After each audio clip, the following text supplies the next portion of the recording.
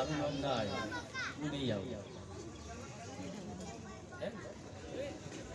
જેમ કૃષ્ણ ભગવાને સુદામાના પગ ધોયા હતા, પછી રામ અવતારમાં નાવિક જે નાવ ચલાવતો હતો એને રામના પગ ધોયા હતા અને એમનું બંનેનું પણ કલ્યાણ થઈ ગયું.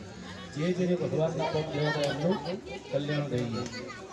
તો એવો જ ભાવ કરવાનો છે કે હે ગોગા મહારાજ, હે સિકોતરમાં, જેમ નાવિકે ભગવાન રામના પગ ધોયા હતા, જેમ શ્રી કૃષ્ણ પરમાત્માએ સુદામાના પગ ધોયા હતા, એવા પગ ધોવાની ઈચ્છાથી એવો ભાવ કરી અમે બંને જણા તમારા પગ ધોઈએ છીએ, તો તમે સ્વીકાર કરજો.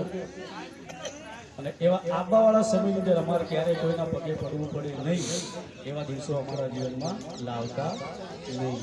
આવી ભગવાન માતાજીની